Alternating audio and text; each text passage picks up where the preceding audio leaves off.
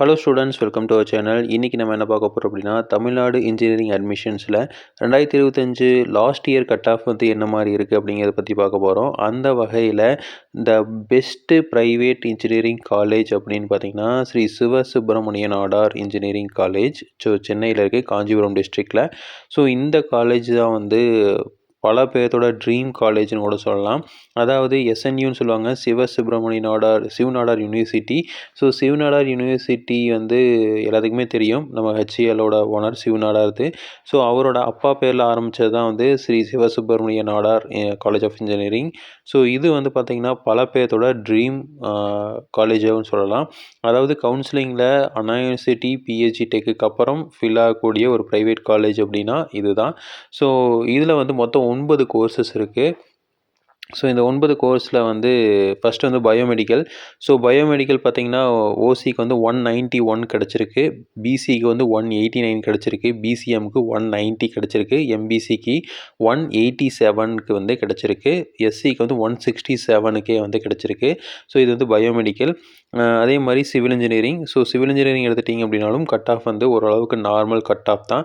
So 188க்கு வந்து கிடச்சிருக்கு ஓசிக்கு. அதே மாதிரி எம்பிசிக்கு 183, பிசிக்கு 185, எஸ்சி எஸ்டிக்கு 160 ரேஞ்சுக்கு கிடச்சிருக்கு. அடுத்தது வந்து கெமிக்கல் இன்ஜினியரிங். ஸோ இந்த 3 கோர்ஸும் வந்து பார்த்திங்கன்னா ரொம்ப சூப்பர்லாம் சொல்ல முடியாது.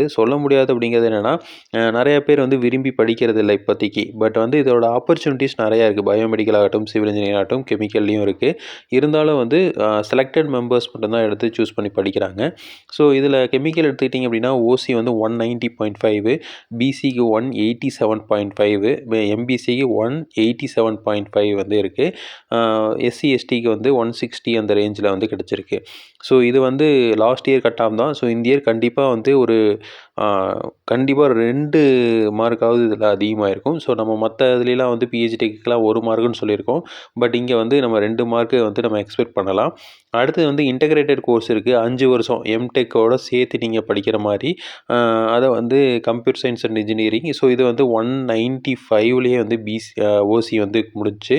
பிசிக்கு வந்து 194, எம்பிசிக்கு 192, பிசிஎம்முக்கு 194.5, எஸ்சிக்கு வந்து 183, எஸ்சிஏக்கு 161க்கு வந்து கிடச்சிருக்கு. நெக்ஸ்ட் வந்து computer science engineering. So obviously உங்களுக்கு எல்லாத்துக்குமே தெரியும், கம்ப்யூட்டர் சயின்ஸ் வந்து இப்போ ரொம்ப பீக்கில் போயிட்டுருக்கு. நீங்கள் அண்ணா யூனிவர்சிட்டி ஆகட்டும், பிஹெச்டி டெக் ஆகட்டும், இல்லை வந்து ஜிசிடி, குமரகுரு, இந்த எல்லா காலேஜுமே வந்து 196, 197 அப்போவே காலி ஆயிடுது. ஸோ அதே மாதிரி சிவசுப்பிரமணிய நாடார்லேயும் வந்து பார்த்திங்கன்னா 198.5 ஓசி முடிஞ்சது.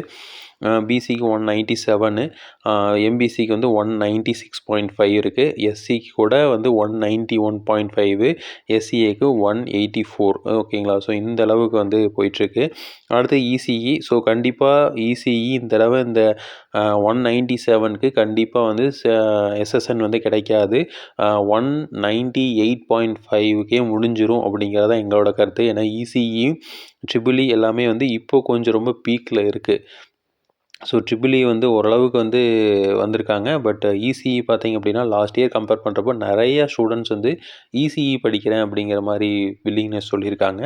ஸோ அதில் பார்த்திங்கன்னா இசிஇக்கு வந்து 197 ஓசி, பிசிக்கு 196, எம்பிசிக்கு வந்து 195, பிசிஎம்க்கு 196.5, எஸ்சிக்கு வந்து 189, எஸ்சிஏக்கு வந்து 178, இதே வந்து எஸ்டிக்கு வந்து 170.5 வந்து கிடச்சிருக்கு.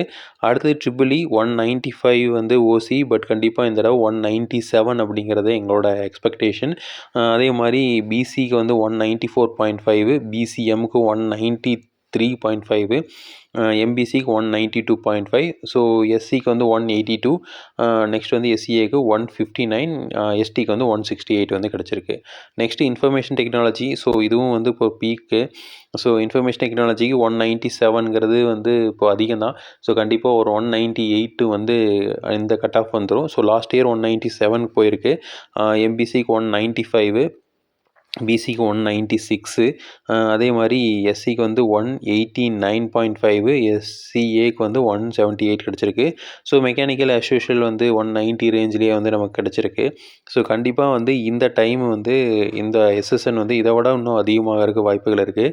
ஸோ எஸ்எஸ்என் வந்து ப்ரைவேட் இன்ஜினியரிங் காலேஜில் நிறையா இன்னோவேஷன்ஸ் வந்து கொண்டு வந்திருக்காங்க. ஸோ நிறைய சென்டர் ஆஃப் எக்ஸலன்ஸ் இருக்குது. அதே மாதிரி ட்ரைனிங்ஸ் எல்லாம் வந்து ஃபுல்லாக பயங்கரமாக வந்து கொடுத்துட்ருக்காங்க. ஸோ அதே மாதிரி இண்டஸ்ட்ரீஸ் ஓரியன்டட் ட்ரைனிங் ஆகட்டும், பிளேஸ்மெண்ட்ஸ் வந்து நல்லா பண்ணியிருக்காங்க. ஸோ நீங்கள் போய் வெப்சைட்டில் பார்த்தீங்க அப்படின்னா பிளேஸ்மெண்ட் 96% போட்டிருக்காங்க. ஸோ மற்ற சின்ன சின்ன காலேஜெலாம் 100% பிளேஸ்மெண்ட் போட்டிருக்க இடத்துல இவங்க உண்மையை 96% போட்டிருக்காங்க. இன்னொன்று பார்த்தீங்க அப்படின்னா மெயினாக இவங்களோட சேலரி பேக்கேஜ், ஸோ எவ்வளோ வந்து பிளேஸ்மெண்ட் ஆஃபர் பண்ணியிருக்காங்க அப்படிங்கிற சேலரி பேக்கேஜ் பார்த்தீங்க அப்படின்னா ரொம்ப நல்லாயிருக்கு. ரெண்டாவது வந்து அலுமினியோட ஃபீட்பேக்ஸு, ஸோ இதெல்லாமே வந்து நல்லா இருக்குது. பட் வந்து என்னென்னா இதை வந்து நீங்கள் ஒரு தடவை வந்து விசிட் பண்ணி பார்த்து தான் வந்து நம்ம பண்ண முடியும். ஸோ நெக்ஸ்ட்டு வந்து இதில் வந்து ஃபீஸ் வந்து கொஞ்சம் வந்து அதிகம். ப்ரைவேட் இன்ஜினியரிங் காலேஜ் அப்படிங்கிறனால ஃபீஸ் வந்து கண்டிப்பாக வந்து அதிகமாக தான் இருக்கும். ஸோ நியர்லி 1 lakh மேலே ஆயிரும். ஸோ இதே மேனேஜ்மெண்ட் கோட்டாவில் போனீங்கன்னா கவுன்சிலிங்கை விட மேனேஜ்மெண்ட்டில் மினிமம் வந்து ஒரு 70,000 வந்து அதிகமாக இருக்கும் அப்படின்னு போட்டிருக்காங்க. பட் மேனேஜ்மெண்ட் கோட்டான்னு உடனே டொனேஷன் அந்த மாதிரி நினச்சிடாதீங்க. அதுவும் வந்து பியூர் மெரிட் பேசிஸ் தான். ஸோ எஸ்எஸ்எனில் பியூராக நீங்கள் மெரிட் பேசிஸில் மட்டும்தான் மேனேஜ்மெண்ட் கோட்டாவில் போக முடியும். மேனேஜ்மெண்ட் கோட்டாவில் போகிறக்கு முன்னாடி வந்து நம்ம அப்ளை பண்ணிவிட்டு என்ட்ரன்ஸ் எக்ஸாம் எழுதணும். என்ட்ரன்ஸ் எக்ஸாம் பேஸ் பண்ணி தான் வந்து அவங்க எடுப்பாங்க. அதுவும் வந்து மெரிட் பேசிஸ் தான். ஸோ அது வந்து ஆப்ஸ் தான் வரும். குவான்டிட்டி ஆப்டிடியூட் வந்து வரும். ப்ராப்ளம் சால்விங் வந்து வரும். ஸோ இந்த 2 தான் வந்து வரும். ஸோ இதை பேஸ் பண்ணி தான் வந்து எடுப்பாங்க. ரெண்டாவது வந்து ஃப்ரீ வாக்-இன் வாக் அவுட் அப்படிங்கிற ஒரு ஸ்கீம் வந்து கொண்டு வந்திருக்காங்க. அதில் வந்து என்னென்னா நீங்கள் வந்து ஸ்டேட் போர்டோ இல்லை சென்ட்ரல் போர்ட்லேயோ வந்து ஃபஸ்ட்டு 15 ரேங்க்கு, ஓகேங்களா, உங்கள் டாப் 15 ரேங்க் எடுத்திருக்கீங்க அப்படிங்கன்னா அங்கே வந்து நீங்கள் ஃப்ரீயாக வந்து படிச்சுக்கலாம். ஸோ சீட்ஸ் வந்து ஃப்ரீ சீட்ஸ் வந்து அலோகேட் பண்ணுறாங்க. அது வந்து வாக்-இன் வாக் அவுட் அப்படிங்கிற ஸ்கீமில். அது மட்டும் இல்லாமல் ரூரல் ஸ்டூடெண்ட்ஸ் கவர்மெண்ட் ஸ்கூலில் படிச்சிருக்காங்க, ஸ்டேட் போர்டில் படிச்சிருக்காங்க, ஸ்கூல் ஃபஸ்ட்டு வாங்கியிருக்காங்க அப்படிங்கிற மாதிரி இருக்கிற 25 மாணவர்களுக்கு ஃபீஸ் இல்லாமல் படிக்க வைக்கிறாங்க பர் இயருக்கு. ஸோ இதில் வந்து ஒரு 25, அதில் ஒரு 15, மொத்தம் வந்து பார்த்திங்கன்னா 40 சீட் ஆயிடுச்சு. அது இல்லாமல் ஸோ வித் ஸ்போர்ட்ஸு, அது போக வந்து அகாடமிக், இது ரெண்டுலேயுமே நல்லா பர்ஃபார்ம் பண்ணுற 25 பேர் இந்த மாதிரி ஃபீஸ் வந்து ஃப்ரீயாக வந்து படிக்க வைக்கிறாங்க. ஸோ அந்த ஸ்கீமில் கூட நீங்கள் வந்து ஜாயின் பண்ணலாம். நீங்கள் கேஸ் ஸ்கூல் ஃபஸ்ட்டாக இருக்கீங்க, இல்லை வந்து சூப்பர் மார்க் வாங்கியிருக்கீங்க அப்படின்னா ஸோ இதில் வந்து ஜாயின் பண்ணலாம். நீங்கள் வந்து கவுன்சிலிங்கில் போனீங்கன்னா கண்டிப்பாக ஃபீஸ் இருக்கும். அந்த மாதிரி ஸ்கீமில் போனீங்கன்னா ஃபீஸ் இருக்காது. ஸோ இதுலேயும் 7.5% வந்து ஸ்கீம் இருக்குது. அந்த 7.5ல் போனீங்க அப்படின்னா ஃபீஸ் இருக்காது. மற்றபடி வந்து ஃபீஸ் வந்து கண்டிப்பாக மற்ற பிஹெச்டி டெக்கை கம்பேர் பண்ணுறப்போ இங்கே எஸ்எஸ்எனில் ஃபீஸ் அதிகம்தான். ஹாஸ்டல் ஃபீஸ் அதிகம்தான். அங்கே இருக்கிற லிவிங் எக்ஸ்பென்ஸும் அதிகமாக தான் இருக்கும். ஆனால் எக்ஸ்போசர், சூப்பரான எக்ஸ்போசர் இருக்கும். கண்டிப்பாக நீங்கள் ஒரு நல்ல பெட்டர் கேரியரை வந்து நம்மளால் கண்டிப்பாக அது வந்து இந்த காலேஜ் வந்து கொடுக்கும். அதில் எந்த விதமான சந்தேகமும் கிடையாது. அதே மாதிரி நிறைய சீட் மணி வந்து கொடுக்குறாங்க. இப்போது நான் எஸ்எஸ்எனில் போய் பார்த்தீங்க அப்படின்னா நீங்கள் ஒரு ப்ராஜெக்ட் பண்ணுறீங்க, ஒரு ஐடியா இருக்குது உங்களுக்கு அப்படின்னா அதுக்கு சீட் மணி வந்து கொடுப்பாங்க. அதாவது ஒரு அமௌண்ட் இன்வெஸ்ட் பண்ணி நீங்கள் வந்து பொருள்கள் வாங்குறதுக்கு, நிறைய திங்ஸ் எக்யூப்மெண்ட்ஸ் வாங்குறதுக்கு, இதுக்கெல்லாம் வந்து சீட் மணி கொடுக்குறாங்க.